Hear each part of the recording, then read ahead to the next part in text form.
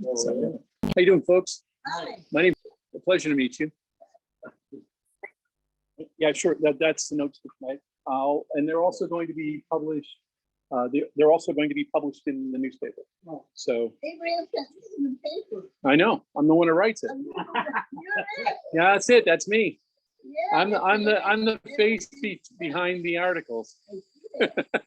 So this is an extension of Abraham's tent. Normally, what I do every year is I have about 135 people who are across the country, and I teach a class once a year like this one, just to go over the history.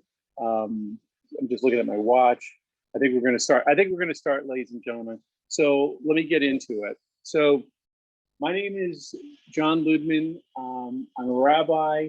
I have degrees both in comparative religions and philosophy with a concentration in education from Massachusetts College of Liberal Arts, formerly known as North Dedham State. I've been a rabbi since 2006. I was born and raised Jewish. I am considered modern Orthodox. If you have any questions about that, please save it to the end, because I'm trying to make sure I don't make Linda hate me at 8 o'clock when the lights are going up. So I'm a modern Orthodox Jew. I primarily do educational work. I'm what they call a yeshiva rabbi, a teacher, than like a pulpit rabbi, although I do that.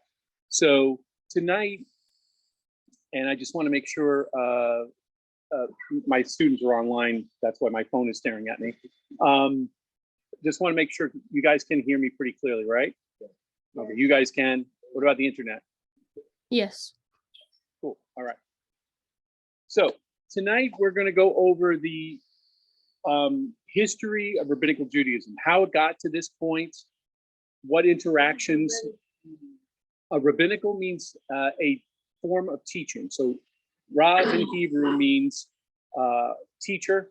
That's why you call, so the term in Hebrew is Rav, R-A-B, but it's pronounced like a B. So we kind of extended it, meaning a teacher, rabbi, and then more than one teacher in Hebrew is rabbonim. So im is a masculine for a plural, and in Hebrew and in women, in the feminine, it's ot, but old Jews like me pronounce it with an S. So if you hear Good Shabbos or anything, you know that that's a feminine versus Shabbat is what is traditionally said now. So today I'm going to go over, this is the first in a 3-part lecture series. Today we're going to go over how we went from a temple and everybody showing up to the temple and doing their thing to what Jews do now, and how it got that way, and also how we interacted with other religions such as Christianity, Islam, and we're going to go through up until about the 1500s, so that's just before the Reformation, and then we'll discuss the Reformation next week and how we interacted with that and how things changed. So tonight I'm going to give you a prelude. This is going to be a 30,000 foot view, so in case I've missed anything, it's on purpose, because otherwise I'll be here for 3 weeks. So how did we get to this rabbinical position? So after the destruction of the temple, the first one in 567, so when Isaiah says goodbye and everybody goes off, the majority of plain folks, average folks, stayed. Who got taken into captivity in the first Babylonian captivity under Nebuchadnezzar were princes, priests, scholars, and the plan was by Nebuchadnezzar to take those people out and basically not convert them, but assimilate them to being Mesopotamian. The assumption is over 70 years that all these Jews, or Judeans, they're not called Jews just yet, they're going to be when we come back with the Greeks. All these Jews were in Mesopotamia, they're going to become Mesopotamians, so they're not going to want to go back and regroup and become Israel again. Well, that's not what happened. So I'm going to show you a few things. That's why I'm wearing a yarmulke, because anytime I touch anything that is considered sacred to the Jewish people, I've got to cover my head, and it looks a lot nicer than my fedora that I need to point out. Most Jews believe that there weren't 5 books of Moses: Genesis, Exodus, Leviticus, Numbers, and Deuteronomy. That's the Torah. we get hints in the rest of the Hebrew scriptures, what you call the Old Testament, where how many books there really were. We assume this because in Genesis, you'll notice that there's like 3 creation stories within 4 or 5 chapters. If you read it, it goes from in the beginning, which is what Genesis is called in Hebrew. The word in the beginning is berashis or bereshit. That's the Hebrew word for Genesis. So it says in the beginning, and then we have another one where they first they create all these male and female, then they go back and do it again, and then there's man and woman. So first they create man, then they separate it. So we from those clues, as well as Exodus, where there's like 2 or 3 versions of the Exodus and the Passover story, we assume that these 2 parts were oral tradition. And there's also a scene in, I'm trying to make sure I'm quoting it correctly, in First Kings, chapter, I think 12. There's King Josiah. They're walking around. People are practicing other religions, but they're going to the temple, but they're going home and they're praying to other gods. And the priests find this book and they give it to King Josiah. He reads it, he cries, and says, we need to enforce this again. So the belief is that most likely Leviticus and Deuteronomy were the written books of Moses. So when we go to the Babylonian captivity the first time, the sages and so forth decide to let's codify this into one book. So they take all the oral traditions, write them down. That's why they look like they're in order, but they're repeating themselves. And the Exodus story, because again, and Numbers, we think it's partial write-downs, but most of it you can see it duplicates again. So what happens is in the book of so at the end of the Babylonian captivity, Isaiah says, and God will bring no one will have to turn around and say, know the Lord. And it was in reference to the commandments. It says, you will know the Lord because you will know it. And that prediction of Isaiah is fulfilled in Ezra and Nehemiah. Now, I know in the Old Testament, it's broken up into 2 books. In the Hebrew scriptures, it's Ezra and Nehemiah, it's 1 book. It does repeat the chapters and so forth. So in chapter 7, Ezra walks in with this. This is the Torah. This is the 5 books of Moses in Hebrew, in this scroll form. And we know, pardon me, I want to put it over my. We know that this is what came in the door, and this is what, and the deal was, Ezra, Nehemiah, particularly in Ezra chapter 7 and later on chapter 12. Ezra enforces that every person, whether you're a bootmaker or a king, you're going to have to copy this down, you're going to have to read it, and you're going to keep your own copy. So they set up a system. And the system was, well, how do we teach everybody Hebrew? So what they do is they set up a thing called a yeshivos, or a yeshiva, which is a school. And so now what happens is so every kid, every adult is writing all the words down, memorizing it, understanding Hebrew, and they're studying it. Well, what happens is the guy who's teaching them how to write it, a scribe, is called a Rav, and then becomes a rabbi. So what happens is, and I'm going to put the Torah back now. What happens is that when the second temple is built, but now instead of it being a universal singularity of this is where the Jews go, now there's another track. Common folk have now Ezra Nehemiah has democratized the commandments for everybody. So if you see somebody monkeying around at the temple, you're like, hey, I know that you can't do that. So says, Leviticus. So now there's a double track. Now the democratization of understanding the law, and then now the old system that's still in play. You have a king, you have priests, you have Kohanim, the guys with the big hats that do the slaughtering and so forth. And at the same time, you have these yeshivos. And the yeshivos, now people are going, hey, what does this mean? What do you mean a lamb can't be boiled in its mother's milk? What does that mean? Does that mean I can't have a cheeseburger? And the answer is yes, you can't have a cheeseburger. That's where that comes out. So now you have this rabbinical movement starting to come up. Older scholars are sitting there going, yeah, my rabbis, when I was in yeshiva and I was a small boy, the rabbi told me, you're not allowed to wear, the reason why you're not allowed to wear, wool and cotton weave together is because it's only for the priests. That's why you can only wear wool or cotton. You can't have a blend. And this is the stuff that starts to grow until the point where you're like, well, what if, what does it mean an eye for an eye or a tooth for a tooth? Does it literally mean we're going to blind each other? No, the rabbis would start to teach, no, it's in reference to what is the worth of an eye or a tooth. And so now we have this legal system where now people are putting monetary basis on what is going on. So this is happening at the same time the temple is happening.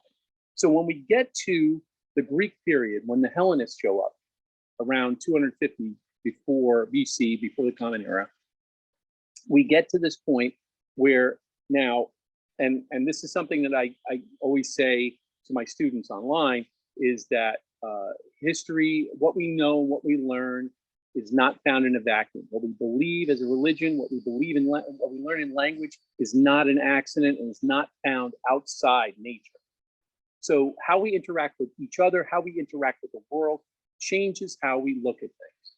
So when the Greeks come, they want to Hellenize. So that's the first time we get to see somebody overtly come in and go, I understand you're, pagans to the Greek mind.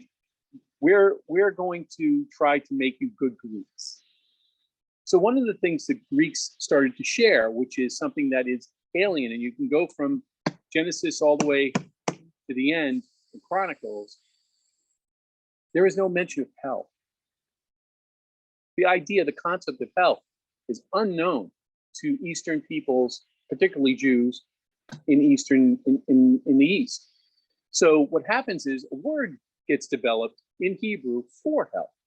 So they were talking about Hades, and somebody says, well, what is Hades? He says, oh, it's a big place with a gigantic fire. I don't understand. So they pointed at this place called the Valley of Gehenna, which is where they burned garbage.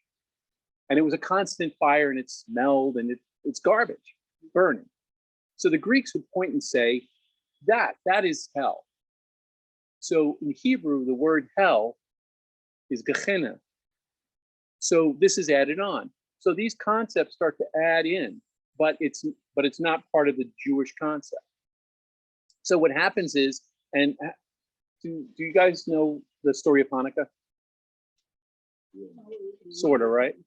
Well, what happened is, I'll give you the brief version. So what happens is the Greeks decide they've had enough of this. Ptolemy, after Alexander dies, they break up into these 4 regions. So the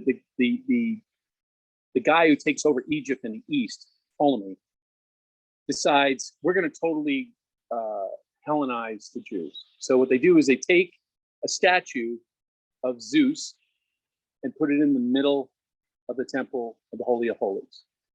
And Zeus only requires one sacrifice, and that's a pig. So now you've got a statue, an idol, and now you have an unkosher animal, a pig, and they tried to slaughter the animal inside the temple. What follows is there's a big revolt. All these rabbinically trained people go in, rout them, and run them out and clean up the temple. That's the reason why we have 8 days. It takes 7 days to cleanse the temple so you can start doing sacrifices. So what happens is, and it's always funny because as a child, I go, well, wait a minute. The Empire of Greece is really big.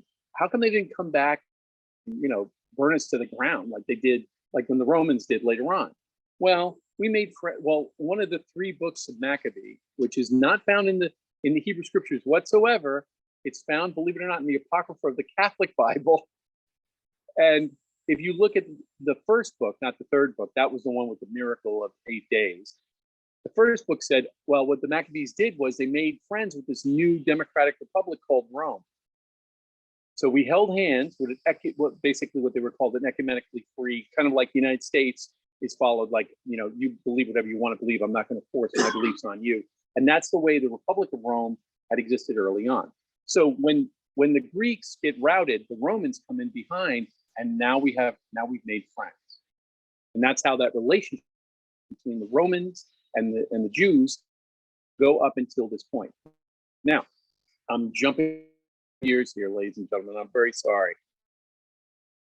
What happens? What goes wrong? Well, after, so one of the things that occurs between the first Jewish-Roman War, which Josephus records back in around 70 of the Common Era, 70 AD.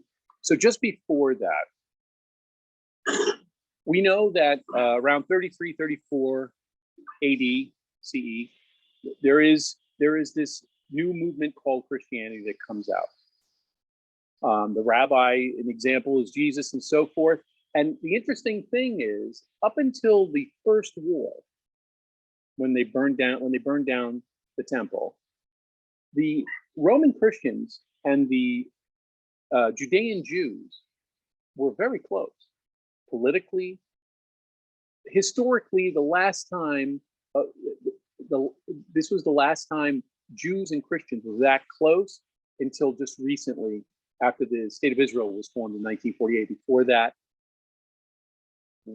there's no love lost between either group, even to the point where, and we'll get to World War II in about 2 weeks. But so what transpires next is we have a political, financial, and for the most part, relationship with the Christians. It's kind of like Judaism light before Judaism is created, and that doesn't happen until around 300 of the Common Era. Right now, we've got this loose confederacy of schools teaching children Hebrew, and those teachers interpreting the Torah and other aspects to that point. So what happens is the run up to this first Jewish war with Vespasian and Titus around 70. What happens is you've got the zealots, the same zealots you see in the Christian scriptures. Now they've become, like, dare I say it, Al Qaeda. They're out to run the Romans out of Israel. And they read the Hanukkah story, but they didn't read the other parts. We had no backup. We're a small nation, and these zealots believed that God would save them and God would fight on their behalf. And that's fantastic, but that's not what happens. So what happens is a lot of the rabbis are not happy with the zealots. They said, we understand your situation, but they're not messing with us. They're just taxing us. Everybody's happy. No, they want to try to have a miracle like Hanukkah, except the part where we need to find another nation that's going to, back us up. So what happens is the zealots decide that they're going to have a massive attack. So they have a massive attack. They rout the Romans because the Romans are basically caught flat-footed. And this is the first of 2 times this is going to happen. So if you see a range of this. So in the meantime, in 68 of the Common Era, the Roman they throw the Romans out and they close the gates of Jerusalem. And then what they do is they send a message to their closest compatriots. They say, hey, Christians in Rome and Greece, you're waiting for your Messiah to come back. Well, here's your chance. And many of the Christians went and sent money. And then it went totally wrong. And during the siege of Jerusalem, over 1 million Jews died. Jews, Roman Christians, Greek Christians, and a lot of the folks who sent money kind of regretted it because it turned out very badly. So there was a Rabbi Yonatan Zakkai, who wanted to stop this war. The temple is still standing, people are dying, his students are dying. So there's a heroic moment that Josephus points out. They build a coffin, they take the rabbi, they pack underneath him rotten meat and put him on there. So it smells terrible, so that the zealots think that, they say, look, this is our rabbi, we need to bury him You can't break the law. I need to put this man in the ground. He's a sacred guy. So they let him come out. Now, those students who carry him out and put him down into the in front of the Vespasian tent lose their lives when they return. They sacrifice themselves because they believe that the Rabbi Zakkai will stop this nightmare.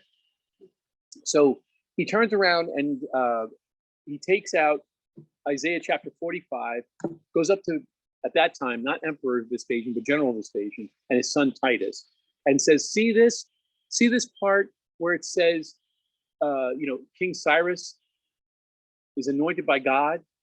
He says, that's you. You're going to save the Jews. He says, you're going to become emperor. And when he says this, a person with a basically a messenger says, hey, look, they want you to become emperor. So timing was absolutely fantastic. So Rabbi Zakkai asked for three things. He said, allow me and my students to safely go to Nineveh, which is in central, like near Galilee, in central Israel, to protect another rabbi he knew who was fasting to prevent the temple from being destroyed. And then he asked Vespasian and Titus to please don't destroy the temple, which he writes later on that he had a feeling that it wasn't going to happen. Vespasian agrees to this, Titus agrees to this, and Vespasian goes off to Rome to take the seat, and Titus breaks in and takes over. He had intentionally not wanted to burn down the temple, but it got so crazy that he couldn't control it. And a fire started on the wooden side of the temple where the stone, where the pillars are towards the center, and lit and burned it to the ground. So the rabbis were like, these zealots, I don't know what to do with them. And what transpires also is this is the moment that Christianity splits. And I want to be clear, I want to clarify which Christianity we're talking about. Because there were Jewish Christians who didn't consider themselves Christians, but considered themselves Jews who supported a rabbi that they agreed with, that being Jesus. And then you had Greek Christians who followed the writings of Paul and the much more, hey, you don't need that. This is a separate thing. And a lot of those Christians later on, especially in the case of Nero, when they got thrown into the lions, was due to this incident because people found out that they supported the Jews, and Nero wanted, pound of flesh for that. So 60 years passed. Temple's destroyed. Now we get to Hadrian. And Hadrian has very little tolerance for Jews and Christians. And at the present time, he's building Hadrian's Wall, which is near Wales in England. So we come up to a rabbi, and I wanted to just make sure I have. I'm sorry. Oh, sorry. Wanted to make sure I have everything squared away here. So we come to the second Roman Jewish War, which is the Bar Kokhba revolt, which is 60 years later. And how that started, we have a rabbi. I'm sorry, I'm just trying to find my notes here. So what happens is the Jews are still praying on the temple. The temple is completely rubble. Some of the Romans who are there now decide there's nothing there. Let's put something up there. So they take a statue of Jupiter, same as Zeus, loves a good ham sandwich, and they go, what are you doing? So everybody's upset. And there's a Rabbi Akiva, who sends a group of rabbis together and leaders and goes to Rome to Hadrian and says, Hadrian, look, see this? Isaiah 45 talks about this guy, Cyrus. He says he's anointed. He's the Messiah for the Jews. You're that guy. Okay. He says, all we ask you to do is to take down that statue and let us build our temple back, and we'll be good Roman citizens. And he said, that's great. I'll agree to that, but you can't build the temple on the Temple Mount. You got to move it over here. And they said, why? He said, because we want you to remember, and your generations to come, that you don't mess with Rome. Well, that didn't go over well. So what happened was, there's a guy named David Bar Kokhba, and Rabbi Akiva did two things that he shouldn't have done. One, encouraged people to rout the Romans.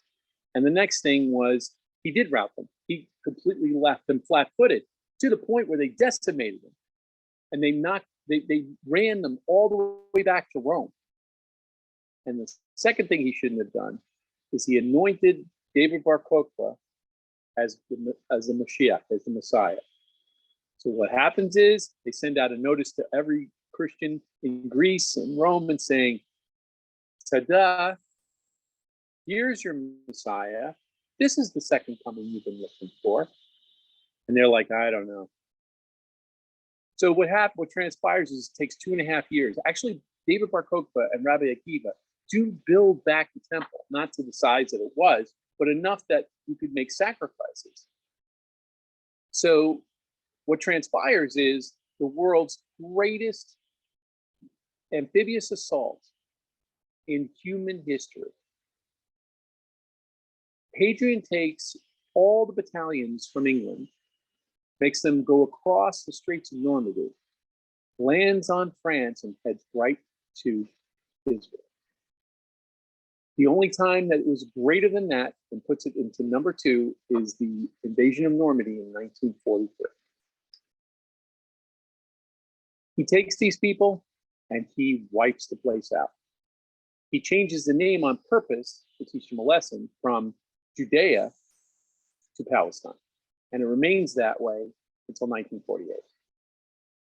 So what transpires now is, now he expels all Jews out of Israel completely, out of Palestine now, completely. All the rabbis had to run for their lives, and they run back to Mesopotamia, actually what is in modern day Iran, into Baghdad, exactly where we were during the first Babylonian captivity.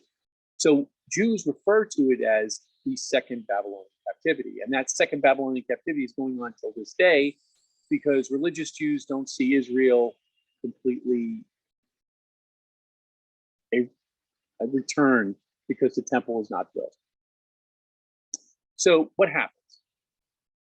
So Hadrian dies, a couple other guys come in, and then we get to Constantine around 315 of the Common Era. His mother Helena converts to Christianity, and Constantine, being very, very sly, moves his location from Rome to what is now Turkey, Constantinople, now Istanbul. Not trying to sing that song. Now it's stuck in my head, excuse me. Sorry.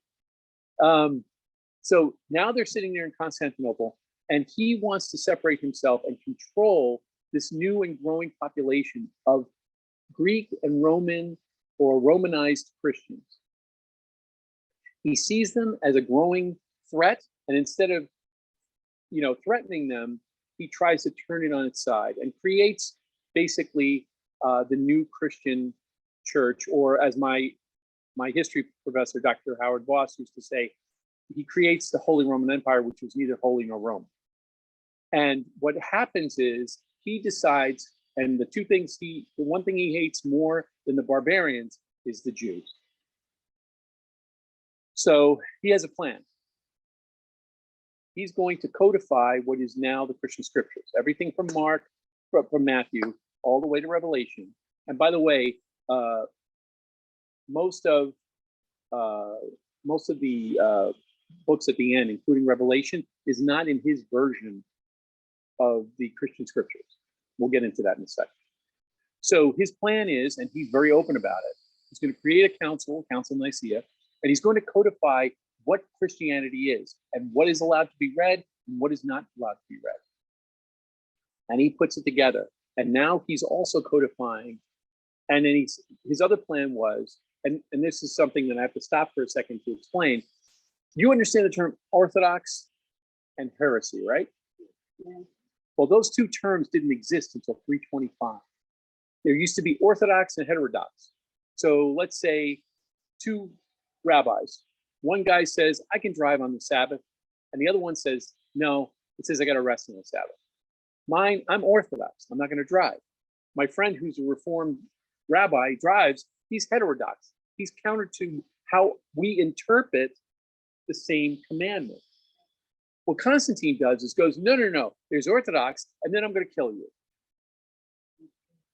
And that creates a political solidification where if you're a heretic and you're outside the church, you go to hell. And that gives him supreme power. It makes him both emperor and a representation of God on earth. That's the plan. The rabbis know this. And they're sitting in Baghdad, looking around going, we've done this before. So they take all the oral traditions and they create a 60-volume book called the Talmud. This is the Talmud. There's a couple of different copies of it. I like this one, the one on the end, because it's got pictures in it. I wish this was around when I was a bar mitzvah student. But anyway, so what they did was they took all the commandments and they broke it into different sections. This is called Tractate. That's the book, Berachos, blessings. So when can I bless a wine? When can I pray? Do I have to wash my hands first? You know, this is sort of thing, and this is what's covered in it. So they took all the oral traditions, and then they put commentaries around so the commandments are in the front, the original commentaries, then other commentaries, and then more commentaries, and round and round we go. When we start with this is the same book, by the way, and we end with this. Wow. This is circa 19. I think I got this. This is 1978. This is circa 2010. So, because now we have internet and computers and automatic door openers, and so here we are. So the reason for it was the same reason why the first Babylonian captivity happened, and they codified and created the Torah. Because the rabbis thought we're going to be massacred because they're killing bishops in Egypt, in all the synoptic folks, all more leaning towards Ethiopia, more Jewish Christian groups that are still around. They slaughtered them, and that's why we get these other gospels that we find buried with priests in jugs in Egypt. Is right around 300 to 400 of the common era. So these two things are happening together. So Constantine creates this at 325, sets up basically what Christianity is, including all the belief systems, the Trinity, the idea of the bread and the wine becoming physical things. This is all him, Eusebius, and Jerome. In fact, Jerome is, as a side note, all of theology and Christian theology is found in the book of Hebrews. The concept of Old Testament and New Testament are only found in one place, in the 10th chapter of Hebrews, nowhere else. The idea of separating the Hebrew scriptures from the Christian scriptures is there, all the rules. It's also the youngest book. The earliest version of that book is 250 of the Common Era, and that's being generous. Most people think it's around 400. It's only written in Latin. There's no Greek. There's no Hebrew. Unlike other books, even all Paul's scriptures are written mostly in Greek, so we know that they're older. This is strictly Roman, and it's in a vernacular that's only found in where Constantine exists, in his language. So this gets us to the point where now Judaism and Christianity are now separated. And by the way, the Christian scriptures do not add on the Hebrew scriptures until 363. Once Constantine's dead, once Christianity has established its patriarchy and limits average people from reading the Bible, This is the early Vatican I, where you can't understand it, the priest has to translate it. It's set up, and then quietly they add the Jewish scriptures onto it, to the Bible that most Christians have, regardless of whether they're Protestant or Catholic. So what happens is there's a massive separation. So now Judaism is holding its own. It now has two sets of books. One, the law, and also this. And I'm sorry. And one other thing happened while we were codifying this. We also codified the Psalms, the Proverbs, First and Second Samuel, First and Second Kings, Chronicles, and most of the writings like Esther and did I say Chronicles? Yes, First and Second Chronicles, First Ezra, Nehemiah. All those got codified, and books like Enoch and Judith and stuff like that that's found in the Apocrypha in the Catholic Bible was tossed, and the Catholics kept it for whatever reason. I think it's because it speaks about angels and stuff like that. So this also happens at the same time. So these two things cause each other. So what happens next? So we now get to the 600s. I just now jumped 300 years. So what happens in 610? Well, this new guy shows up. His name is Muhammad. He has this vision. He goes, he says, Allah, there's only one God. Same thing what Jews say. So what we're going to do is we're going to go and route the new Christians out of Israel, out of Jerusalem. In fact, to the point where all his students, all his followers, you know that, and if you don't, I will tell you, modern Muslims pray towards Mecca. Well, they didn't originally do that. And it says in the Quran itself. When they asked him, which direction should we pray when we pray to Allah? He says, oh, go towards Jerusalem. It's in chapter 2, verse 44, 144, sorry, in the Quran. So what happens is, so he brings all his people, swords, the whole 9 yards, shows up at Jerusalem and says, guys, we're going to rout the Christians. I'm the new Messiah. Allah has sent me. And all the Jewish leaders showed up and said, oh, we're good. And so he was disappointed and turned around and said, God is testing you.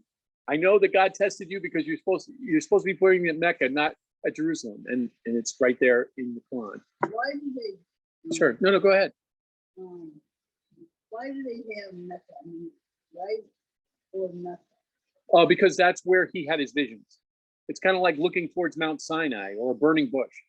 It's but originally he believed that he was restoring Judaism. He was restoring Israel, God's first chosen people. And then because he was rejected by the Jewish leaders, he's like, no, we're going to point to this direction. I'm sure it was a decision, not a holy. I'm sure every Muslim is going to throw a rock at me, but that's how it goes. Yes.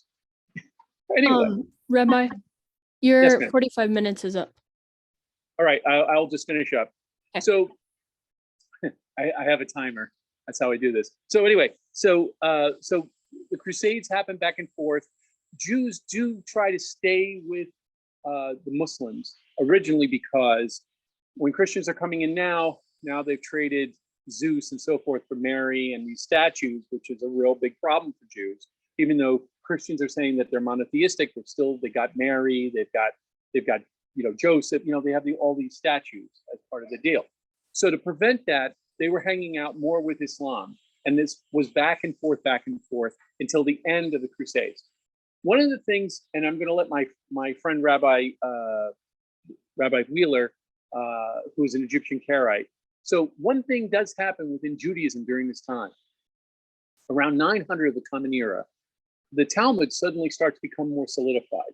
People are like, we're going to follow this. The rabbis say we should do this, and that's how we're going to do it. Even though rabbis still argue, that's why the book keeps on getting thicker, about how things change and how to organize it. Anan ben David, who was a rabbi, decides that he doesn't want to be that strict with the Talmud and breaks away from rabbinical Judaism to become Karim. And Travis, are you ready?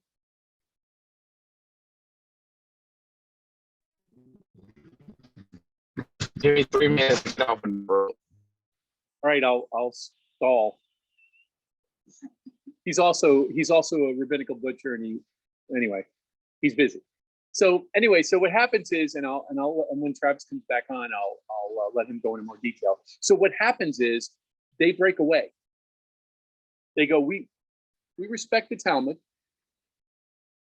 but each community can make its own decisions. Where in rabbinical Judaism, we were so afraid that we're going to be absorbed into something that we held tight to it. So, which now brings us to a whole new thing. So during the end of the Crusade period, Jews, Muslims prayed the same way. They would kneel, and this is what my friend Rabbi Wheeler, who's a Karaite, does pray on a rug. This was very common amongst the Eastern peoples. But the problem was, the Crusaders are told, if anybody's kneeling on a rug, cut their heads off. So Jews were getting lopped just right next to Muslims, even though we're pointing in two different directions. So what changes is, the term in Hebrew for prayer is tefillah. Literally means to turn or to turn in. It means to give focus on God. The word slightly changes because Jews now go from actually, whoops, I just knocked my thing off. All right. Still there? Good. All right. Goes from physically kneeling to this. And this is what Jews do today. And they sit there. And what is that called? Well, to prostrate yourself is tafalah. To stand is amida. So whenever anybody says, are you going to go pray? They say, are you going to do amida? And now that's stand. So when we try to do that whole kneeling face down, we just go like this. And that's it. But my friend Travis here, who I love and respect and gives me a really good deal on meat during Passover, still does do that. And it's always fun. Oh, his shop, not mine. I just he mails it to me. Oh, no. He's down in Georgia.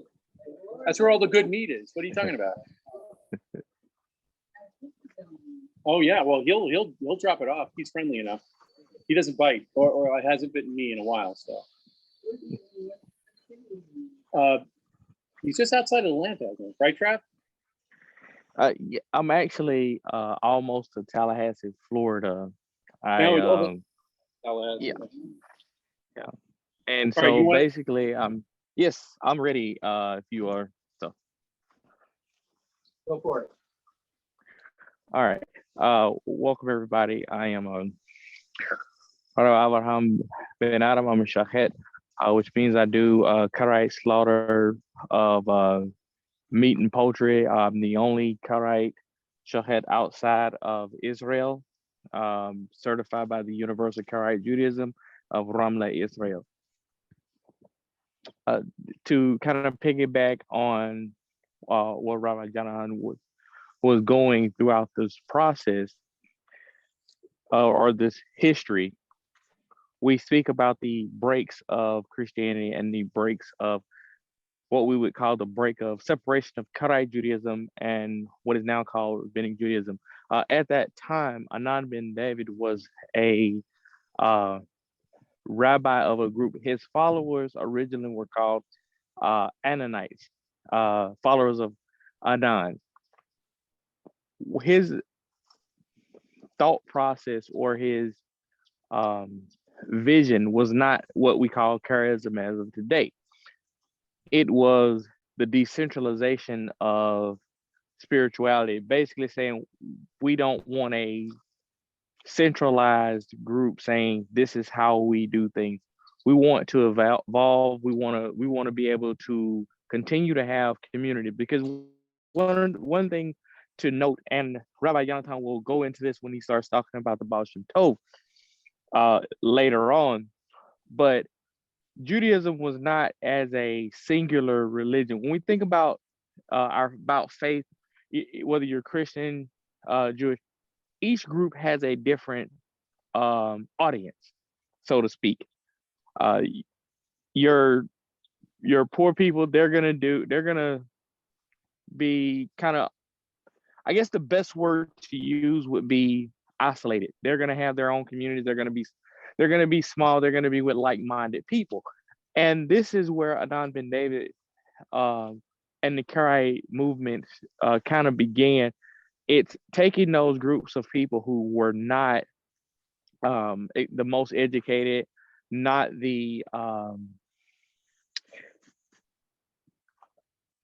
those who had communities that were already following Talmudic law, because to think about it this way, during this process of the codification of the Talmud, it wasn't like every community had a copy of it as it was being developed.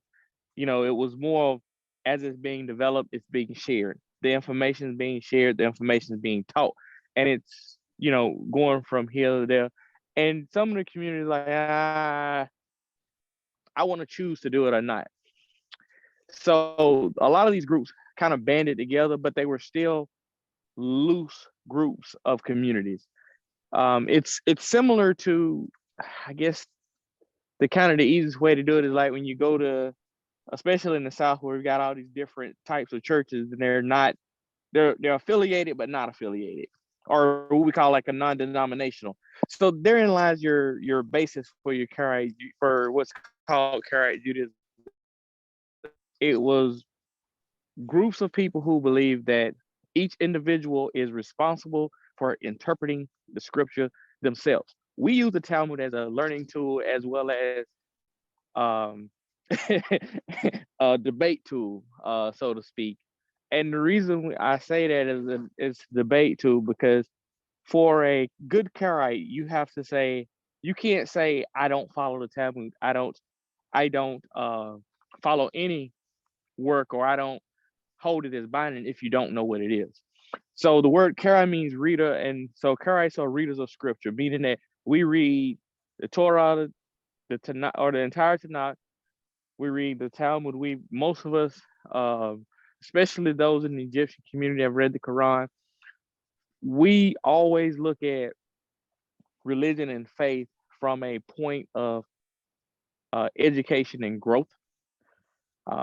And we've always maintained that if something's written in the Talmud, just because it's not followed by the entire community, as long as it does not, quote unquote, violate a primary commandment written in the Torah, that it's up to the individual to decide whether or not they're going to follow it. So you have some communities that can be a little bit different than other communities, and you have some that are, within line.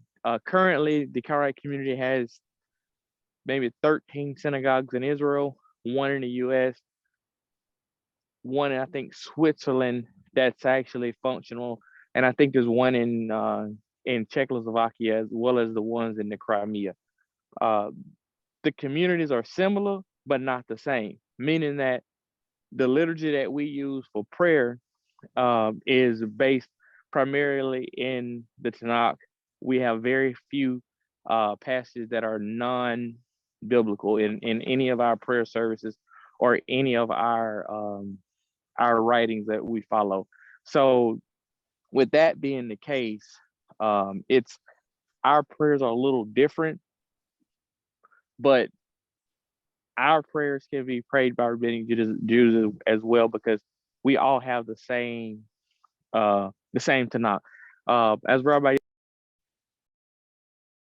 You muted yourself.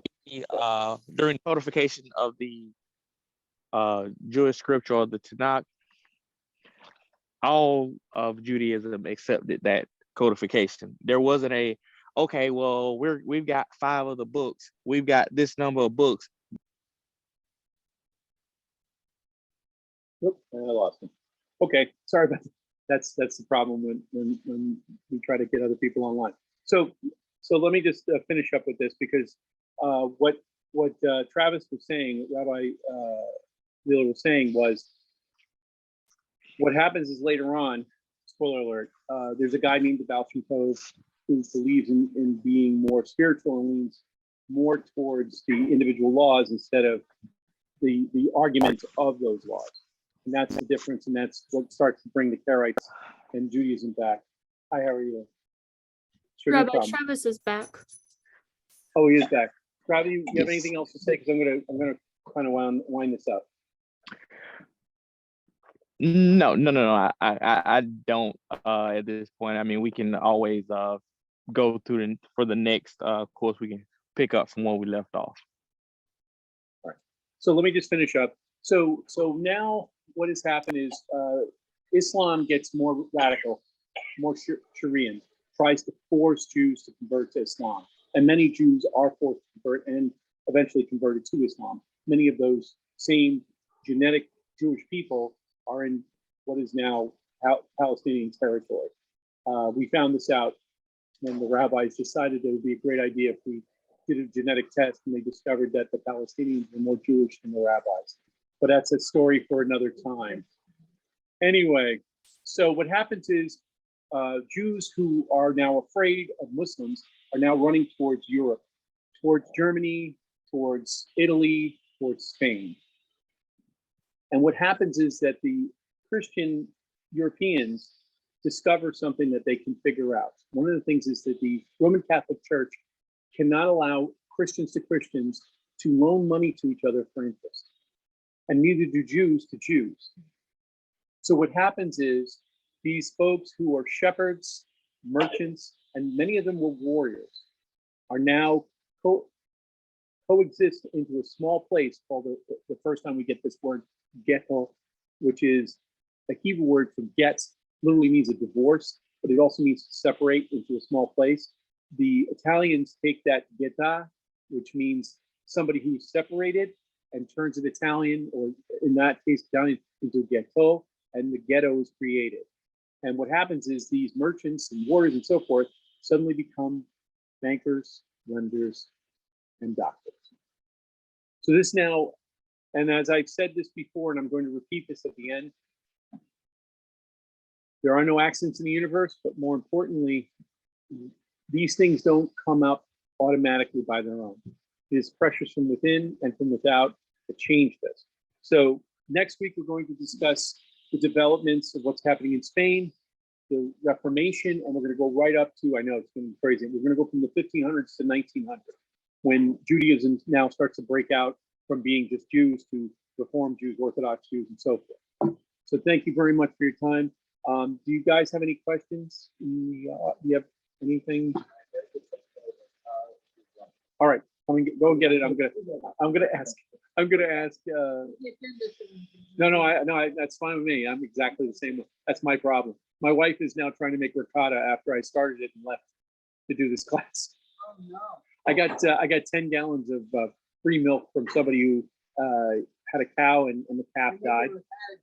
Yes, in a 5-gallon bucket in my house, which my wife is probably going to murder me with it, because as soon as it got up to 185 degrees, I shut it off and came over here.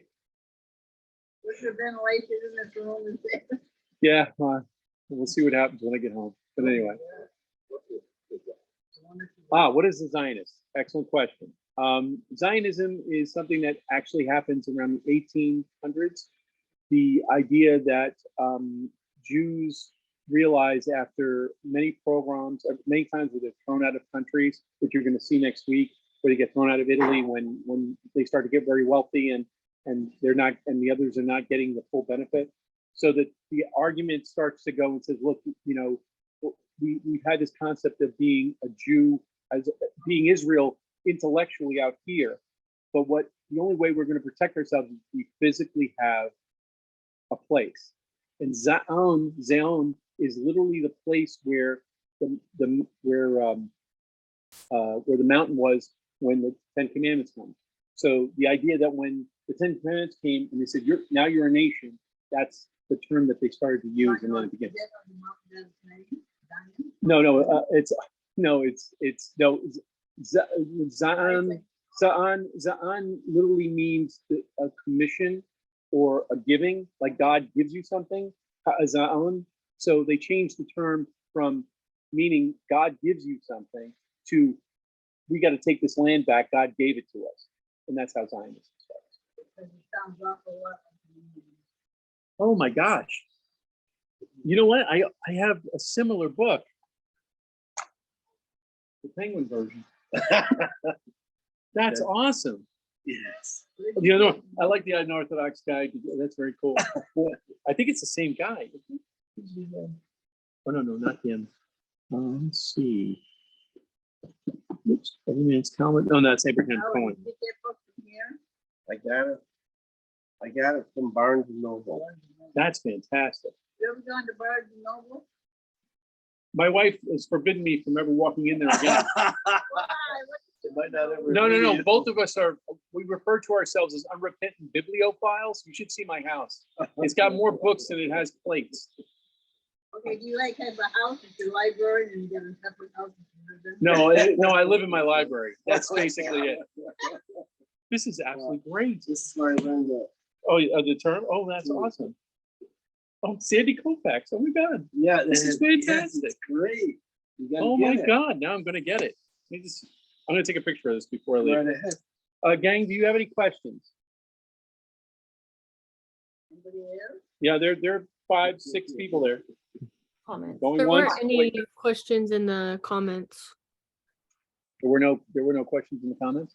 No. Is your mom here yet? I am here. Oh, okay. I'm thinking she must have went for ice cream. Left the kid in charge. No, but if anyone has any questions on Zoom, feel free to unmute and ask. Oh, hey, Rabbi. Me, Al. I just wanted to say excellent lecture, and I'm glad I made it. And I'm glad you explained a lot of the things in the Josephus time period. I read the works of Josephus, and it's amazing. And I think he wrote a section on the underworld that you mentioned. Yes. That was Excellent. pretty interesting. Excellent. So, yeah.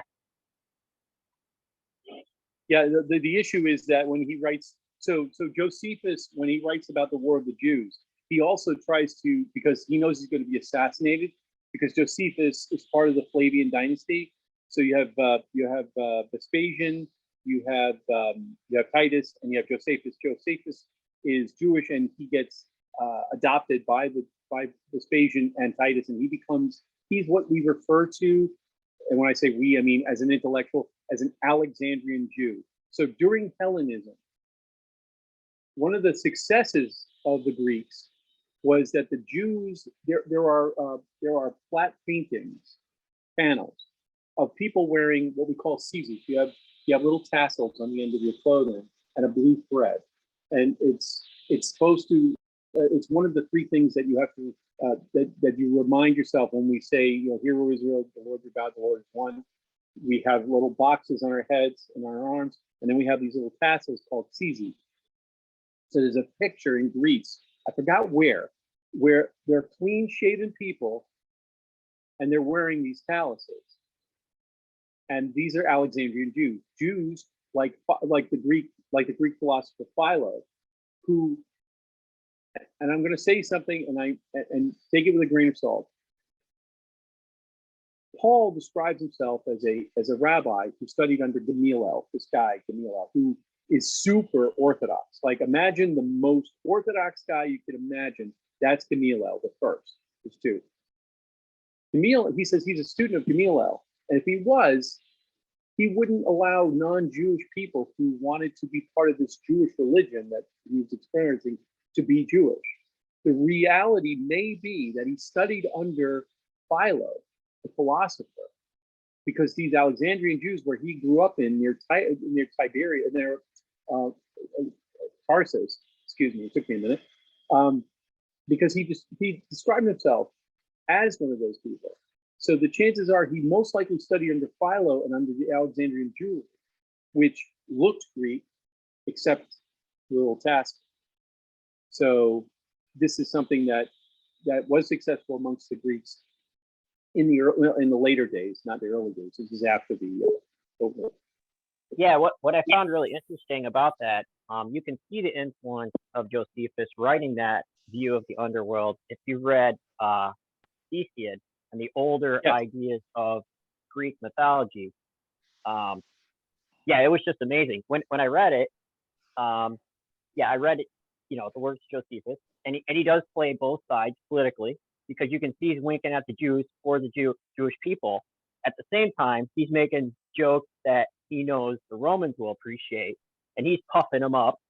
And so you could see he's playing that card, both sides of the coin. Yes. But yeah, if reading the background literature and then going into the stuff that you're talking about is pretty amazing to me, because like you're saying about Paul, I seen that a little bit too, where it's like, here you had Greco-Roman Jews, and the Zealots, like you mentioned, who wanted nothing to do with the Romans. And there's a section in Acts where they force Paul, when he comes back, to take the the Nazarite vow. And when he does, they see him as a hypocrite and beat him for every inch of his life. That's what I got out of it, because they were like, you can't play both sides. You can't, Well, I don't there's wanna also get into that here, but there's also that description, and of course the description of when Paul shows up before the Pentecost. Was that chapter 15 of Acts? Anyway, he shows up and thinks he's replaced Judas after Judas has been committed suicide, and they choose a different guy, but they don't say anything about him after that. It's kind of like a silent, like it's like a screaming, a silence that just absolutely cuts through you when you look at the text, because he shows up thinking that he's the golden boy to be replaced, and they pick some other guy. What's his name? What was the guy's name? I can't remember.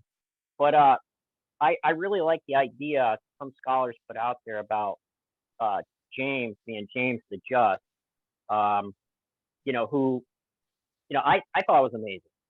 I don't know, because it seems like, he was more for the poor, and, I don't know. But that's what I found interesting too, Yeah, no. Thank you so much. Yeah, and please, I can't wait to speak next week, because now we're going to get into Luther and the fun that Jewish people get into with him. But that's next week. I'm going to take a picture of this. Do you realize that on the bottom it says that there's a podcast? Unorthodox. I'm going to find that now. Yeah. I'm going to take a picture. So You said you could take it with you. no. You'll never see it again. No. You'll never see it again. I'm telling you. Listen. I try not to lie. I really try not to lie. You'll never see this again. Okay. And then I'll buy a second one just so I have my own in case he finds where I live. Right. So Can anyway, you post that title, because I might be interested in that book also. yeah, sure. Here, it's amazing. Okay. I'm gonna take a. I'll post it in our group. Okay, great. Yep. Awesome. Any other books that you may have, bring them by. So, all right, that's awesome. Do you think you can make a comparison between like the Talmud and the New Testament? Sure, and it's a fair discussion, because if you look at it, and the question, in case you guys can't hear, the question is, can you make a comparison between the Talmud and the Christian scriptures? You can. It's very interesting, but you can't use the Nicene Council as that example, because there are communities both inside Israel and the surrounding areas like Egypt, Turkey, and so forth, and Christian communities in Greece and in Rome, and they have different writings. Some of them have, I think there are guesstimations, because so many of it was destroyed after the Nicene Council, where folks were trying to figure out, are we Jewish? Are we what we call now in Judaism, folks who are connected to Judaism but are not Jewish? They're called Noahites. They're children of Noah. In the Hebrew, it's the name Noah. So folks who don't follow standard Christian or Muslim practices, but they follow what is considered the 7 rules of Noah, which is found in chapter 6 of Genesis. So there's lots of folks writing books and trying to figure out how their communities are going to work. How Jewish is Jesus? How much Judaism do we need into our communities? Yes, absolutely. And when you look at the Talmud, and I encourage you, this is, if you want to trade buying books, buy this book. This is an overview. It's a hyper overview, but it breaks everything down. What I usually do is I use that to find out which volume of the 47 volumes of the Talmud I have to find what I'm looking for. Because I have students, and I love you all, I have students who ask me questions like, so if I have a coffee maker and I set it to go off, is that breaking the Sabbath? And then I gotta look. And then the answer is no, you can reset it, by the way. So says me. Let's see what another rabbi says. But anyway, so yeah, because the intention of early Christian belief systems were very similar to this oral tradition. And the closer you got to Israel and the surrounding areas in the Mediterranean, the more they were looking at the 5 books of Moses and then going, how do we do this? We're not Jews, but we follow this Jewish guy.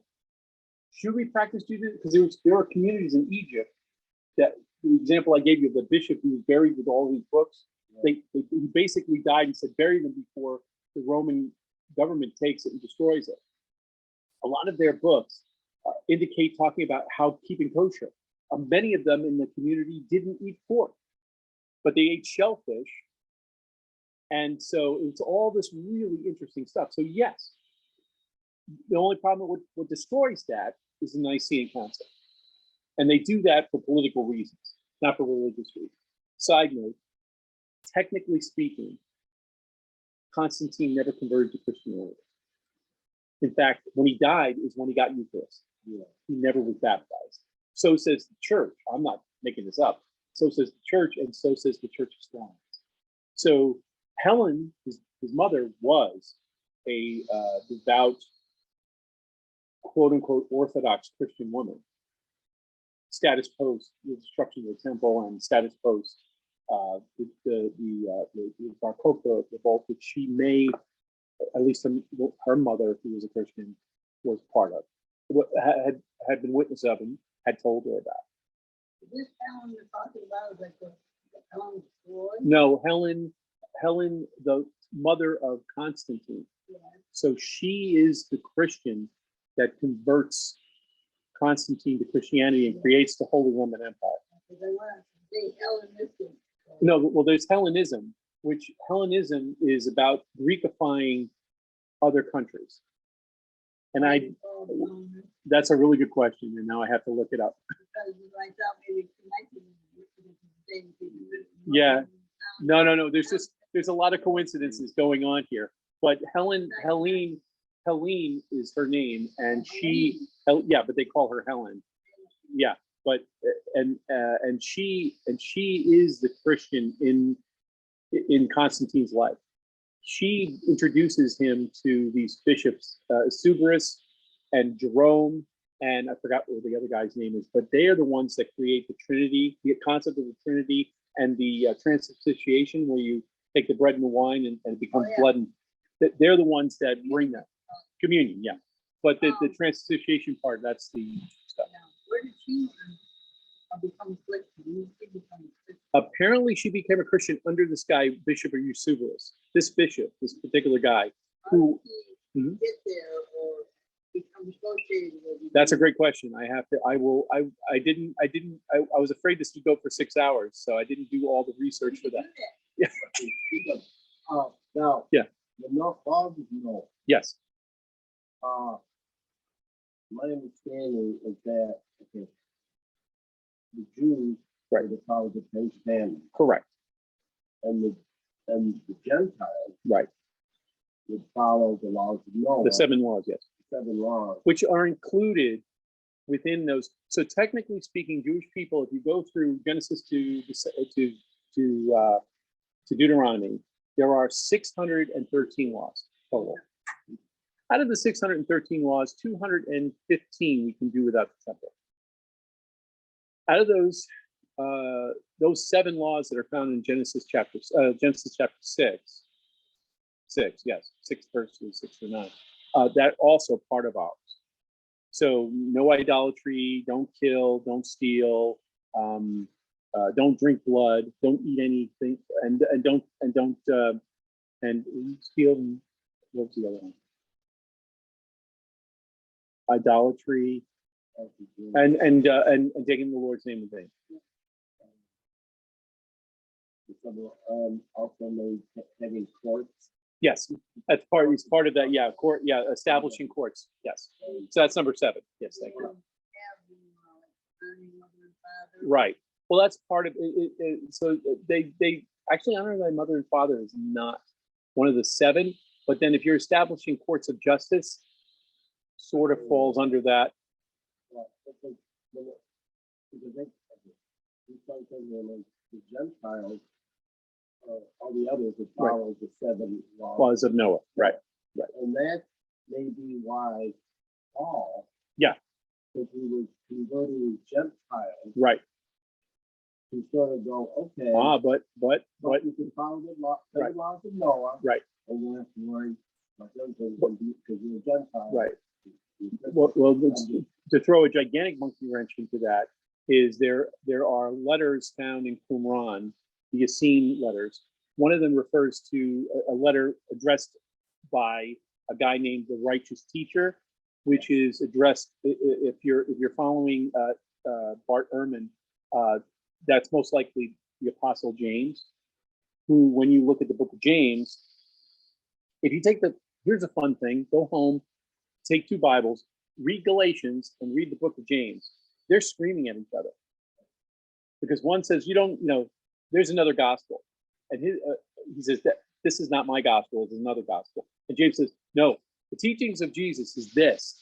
You stick with this. And so when we find these other books in Qumran that seem to be addressed to, and most likely are written by, or one of the students of, James, it seems like James' position was more not necessarily converting non-Jews to Judaism, but keeping, because he writes this whole thing about the Noahide commandments. Before I can send any of my emissaries to you, you need to make sure you're doing these 7 things. Yeah.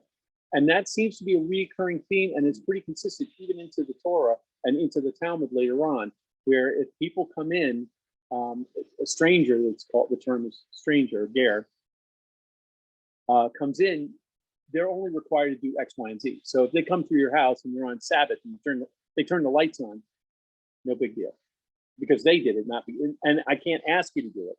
Yeah. So that's how the game is played. That's how the game is played.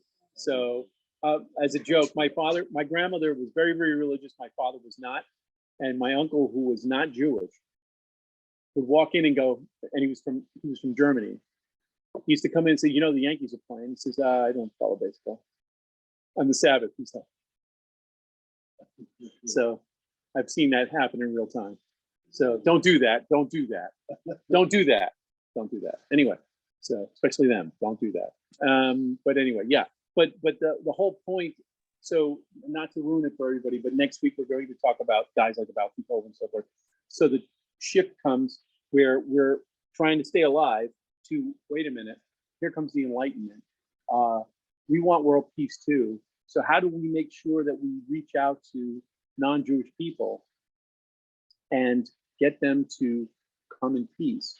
So we start to resurrect the Noahide concept and the idea of world peace, and then Zionism happens around the same time as socialism and Karl Marx in the Communist Manifesto. That's when Zionism becomes socialist Zionism around the 1900s. And that's why we start to have like a lot of non-religious Jews become vehement communists, and all that stuff affects each other because they start to link in, saying this is how we get around, this is how we reach out to the non-Jewish community who may or may not like us and try to make world peace. Socialism, socialist Zionism starts to link together because of that. So it used to be when 1948, when most of actually in 1900s, when they started coming over to Palestine, they were all social Zionists.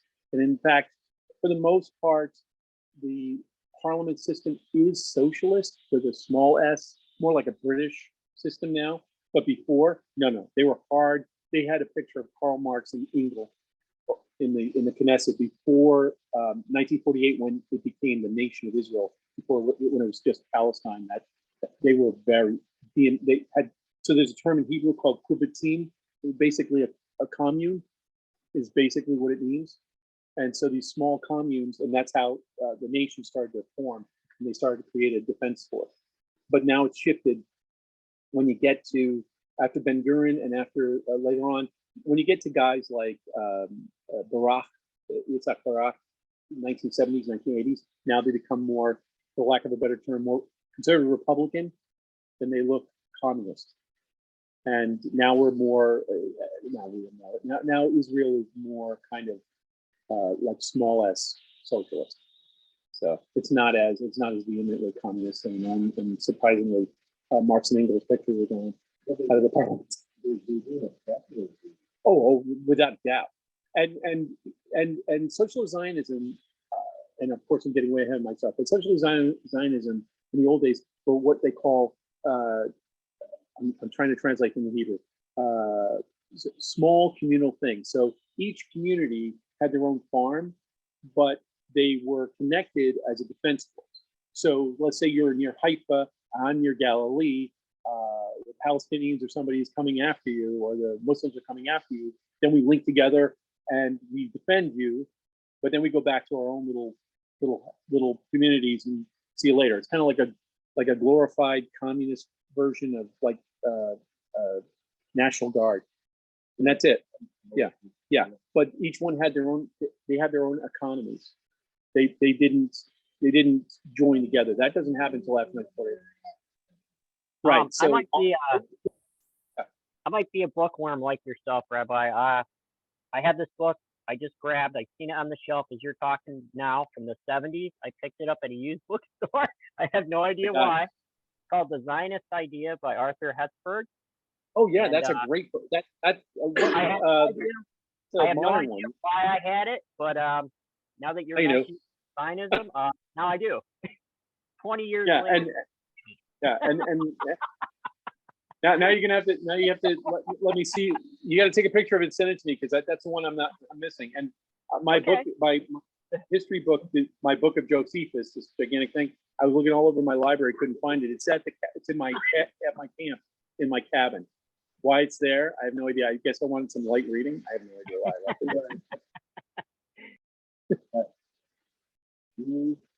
it. Only, yeah, and Chinese is the only Chinese food on Christmas is the only time it's kosher.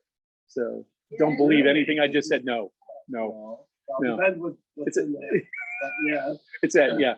Chicken chow mein is about the only thing that we I do. guess because Chinese restaurants are open. Yeah, they're open on Christmas Eve. Yeah, and they're open. It's funny. When my wife and I first got married, we started doing that. We started going out, trying to find a place, like an all night. Well, when we were in the Bronx, it was an all night diner. It was the only place, but everybody was walking around with antlers. We didn't care. They're like, just feed us. We just want to get out. But anyway, but yeah. But okay, so next week, I'm just making sure I'm not going to outweigh my welcome here with poor Linda. She's been so kind.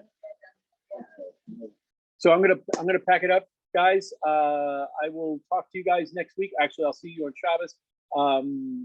Thanks for coming by, and have a good night. Thank you.